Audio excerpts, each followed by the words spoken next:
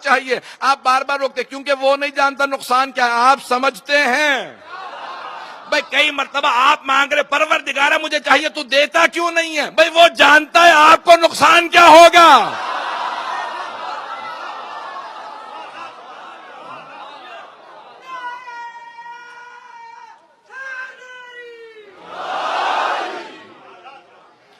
وہ جانتا ہے آپ کو اس کا نقصان کیا ہونے والا ہے۔ میں صرف ایک واقعہ پیش کرنا چاہتا ہوں، سننا اگر پسند فرمائیں۔ جناب سرور کائنات پہ اور ان کی آل پہ باواز بلند صلوات۔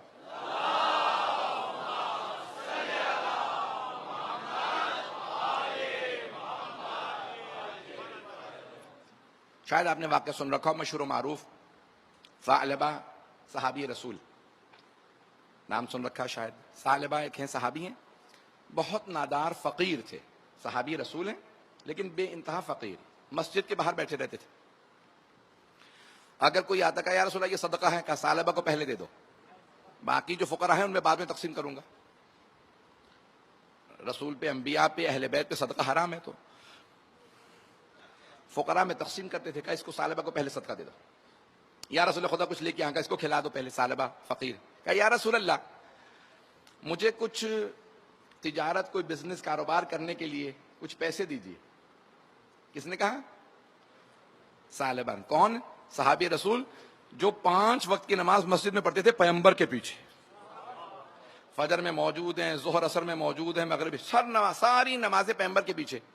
رسول خدا نے کہا ثعلبہ تم جیسے ہو ویسے ہی بہتر ہو۔ کہا نہیں یا رسول اللہ مجھے پیسے دیجیے، میں تجارت کرنا چاہتا ہوں۔ کہا نہیں ثعلبہ تمہارے حق میں بہتر یہی ہے، تم کاروبار نہ کرنا۔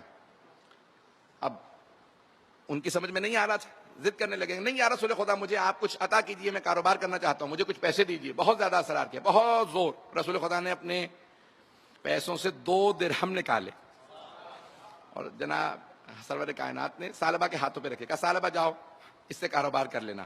تو ثعلبہ نے کیا کیا، 1 درہم سے کلہاڑی خریدی، لکڑیاں کاٹ کے بیچتے تھے، 1 درہم سے ایک بکری خریدی، اس کا دودھ بیچنے لگے۔ بکری نے بچے دیے، لکڑیاں بیچتے تھے، ایک اور بکری، 2 بکریاں، کرتے کرتے مدینے سے باہر، کبھی بکریاں زیادہ ہو گئی، مدینے میں تو پوری نہیں آتی۔ اب کیا ہوا، کسی نماز میں آتے تھے، کسی نماز میں نہیں آتے تھے، پہنچ رہے یا نہیں پہنچ رہے۔ اب آہستہ آہستہ پیسہ آنے سے نمازیں چھوٹنے لگیں، تو اب کسی نماز میں آتے، کسی نماز میں نہیں آتے تھے۔ نبی اور امام کے زمانے میں نماز جمعہ واجب ہے، اگر توجہ ہو۔ اب وہ مدینے سے باہر تھے، تو اب کیا ہوا کہ اب تو کوئی نماز چھوڑتے تھے، پھر جب بہت زیادہ بکریاں ہو گئی تو ملازم رکھے گا، میں سر پہ بیٹھوں گا، ایسا نہ ہو کہ کوئی لے جائے، کوئی چرا لے۔ تو اب نماز جمعہ میں بھی نہیں آتے تھے۔ پیغمبر نے کسی سے کہا جاؤ ثعلبہ سے کہو نماز جمعہ میں تو آیا کرے۔ کہا مصروف ہوتا ہوں یا رسول اللہ، میں ابھی ٹائم نہیں ہے میرے پاس۔ صحابی سے پیغمبر کو پیغام بھجوا رہا، خود نہیں آ رہا۔ اب ایک دن گزرتے رہے، چند دن گزر گئے، رسول خدا نے کہا کہ ثعلبہ سے کہو اتنا سال گزر گئے ہیں، بکریاں چرا رہا ہے، اس پہ زکوٰۃ واجب ہو گئی۔ بعض افراد کو جب تک دولت نہ ملے تو با ایمان رہتے ہیں، دولت مل جائے تو ایمان چلا جاتا۔ دولت مل کے بھی با ایمان رہنے کے لیے خدیجۃ الکبریٰ بننا پڑتا۔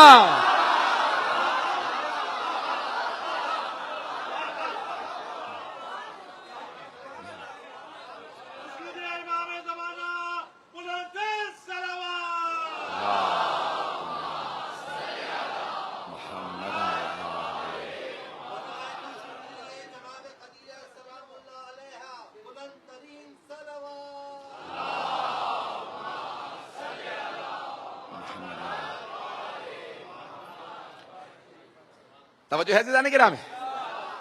تو اب ایک مرتبہ سرور کائنات نے کہا بھائی سب پہ زکوٰۃ واجب ہے، ثعلبہ مسلمانوں کلمہ پڑھا تھا، زکوٰۃ واجب ہو گئی، زکوٰۃ دو۔ کچھ صحابہ سے کہا جاؤ جا کے ثعلبہ کو پیغام دو اور کہنا کہ میں نے کہا۔ تو اب لوگوں نے جا کے صحابہ نے کہا بھائی رسول اللہ فرما رہے ہیں ثعلبہ تم پہ زکوٰۃ واجب ہو گئی، زکوٰۃ دو۔ تو اب اس نے پیغام بھجوایا کہ جاؤ جا کے محمد سے کہہ دو پیسہ میرا ہے۔ رسول اللہ نے کہا، نام لے کے کہا، سرور کائنات کا نام لینے کی اجازت نہیں ہے، نام لے کے مت پکارو۔ قرآن کہتا ہے جیسے ایک دوسرے کو پکارتے ہو ویسے میرے حبیب کو نہ پکارو۔ میں قرآن کہہ رہا میرے حبیب کو ویسے نہ پکارو، یہ تم جیسے نہیں، اب نہ کہنا محمد ہم جیسے۔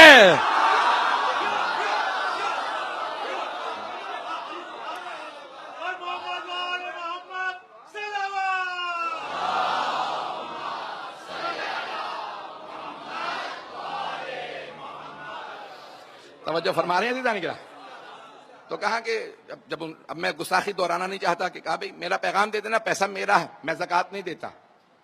تو انہوں نے آ کے اسی طرح سے رسول خدا سے کہا. پیغمبر اسلام کو دکھ ہوا کہ جسے سب کچھ سب سے پہلے کھانے کو دیتا تھا، اگر کوئی نظر بھی لاتا تھا اسی دے دیتا تھا.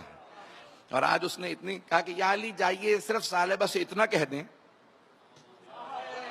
کہ رسول خدا نے کہا ہے میرے 2 درہم واپس کر دے. بھئی کسی اور سے کیوں نہیں کہا؟ اب تک تو دوسروں کو بھیج رہے تھے کہ جاؤ یہ پیغام وہ پیغام، نماز کے لیے آ جائے، اس کے لیے آ جائے، اس کے لیے کہ زکوٰۃ دے دے. لیکن آج کہاں جناب امیر سے کہ یا علی کہیں میرے 2 درہم واپس کر دے. عزیزان گرامی، وہ جو پیغمبر کے ہاتھوں سے برکت گئی تھی اسے کوئی اور نہیں لے سکتا تھا، علی کی ضرورت تھی. جناب امیر گئے کہ ثعلبہ حبیب خدا فرما رہے ہیں 2 درہم واپس کر دے. اب جناب امیر کے سامنے تو کچھ کہہ نہیں سکتا تھا، تو فوراً 2 درہم نکالے. کہا اب بہت پیسہ آ گیا میرے پاس، یہ 2 درہم واپس کر دیجئے گا. جناب امیر نے ویسے ہی 2 درہم. کس طرح؟ توجہ میرے ساتھ رکھیے گا. عزیزان گرامی، جب انسان آپ مانگتے ہیں تو ہاتھ پھیلا کے کہتے ہیں نا. انسان ہاتھ پھیلا کے مانگتا ہے. مولا نے کہا کہ تو ہاتھ پہ رکھ، میں اٹھا لوں گا. میں مانگ نہیں رہا، لے کے واپس جا رہا ہوں. مانگنے والے اور ہیں.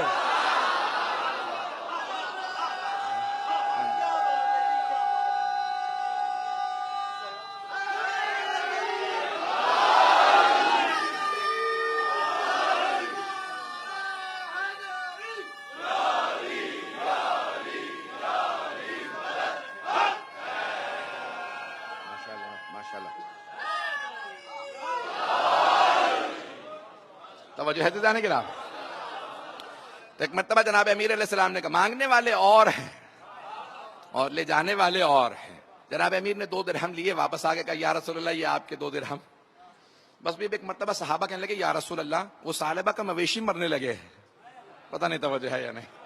اتنی بکریاں تھی، گائے اونٹ تک پال لیے تھے، مویشی مرنے لگے ہیں. پیغمبر اسلام نے کہا مجھے مت بتاؤ. توجہ کیجئے گا کہ مجھے مت بتاؤ. اب ایک مرتبہ آہستہ آہستہ جانور مرنے لگے، فصلیں اجڑنے لگی، سب کچھ اجڑا. چند ہی دنوں کے اندر اجڑا کے ثعلبہ پھر مسجد نبوی کے باہر بیٹھا. اب صحابہ کہتے ہیں جب بھی پیغمبر اسلام مسجد آتے تھے پہلے ثعلبہ کو سلام کرتے، السلام علیکم یا ثعلبہ، ثعلبہ مجھ پہ سلام ہو. لیکن اب جب پیغمبر اسلام آئے تو پیغمبر ایک مرتبہ سیدھے مسجد میں جانے لگے. ثعلبہ سامنے کہا السلام علیکم یا رسول اللہ. پیغمبر نے جواب نہیں دیا.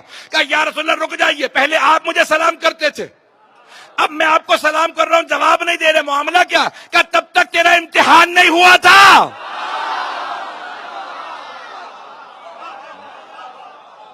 کہ تیرا امتحان نہیں ہوا تھا، تو میری رسالت کا انکار کر چکا ہے، رسول اللہ سے نام پہ آ گیا تھا، کہ تو نے رسالت کا انکار کر دیا ہے، کہ تیرا امتحان ہو چکا. عزیزان گرامی، بعض اوقات ہمیں سمجھ نہیں آ رہا ہوتا یہ جو اللہ کی تقسیم ہے وہ ہمارے حق میں کیسے ہے.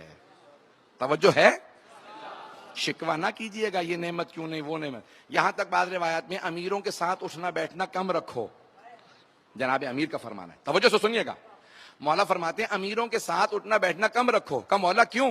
کہ کیونکہ جب تم ان کے پاس سے ہو کے واپس آؤ گے تو اندر ہی اندر تمہارے گلہ پیدا ہونے لگے گا، اللہ نے اسے کتنی نعمتیں دی ہیں، مجھے کم دی ہیں.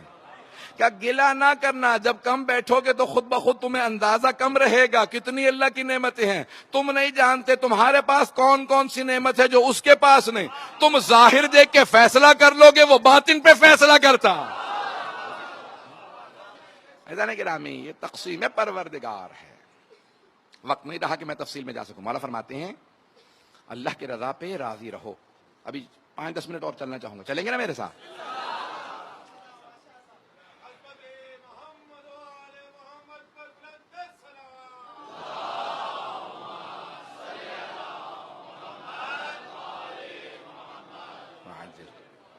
تو ہم لوگ کوشش کرتے ہیں اللہ کی رضا پہ راضی رہیں. اور معصوم کیسے ہوتے ہیں؟ وہ جانتے ہیں اللہ راضی ہے، تبھی تو اس نے معصوم بنایا، نمائندہ بنایا. وہ جانتے ہیں اس نے نبی بنایا، رسول بنایا، امام بنایا، وہ راضی ہے تبھی تو بنایا. وہ کیا کوشش کرتے ہیں پھر؟ توجہ ہے. گناہگار کوشش کرتا ہے کہ اس کی رضا پہ راضی رہے، یعنی کوشش کرتا ہے کہ میں اللہ کو راضی کروں. معصوم کوشش کرتے ہیں اس کی رضا میں راضی رہے. وہ یہ نہیں کوشش کرتے کہ اسے راضی کریں, کیونکہ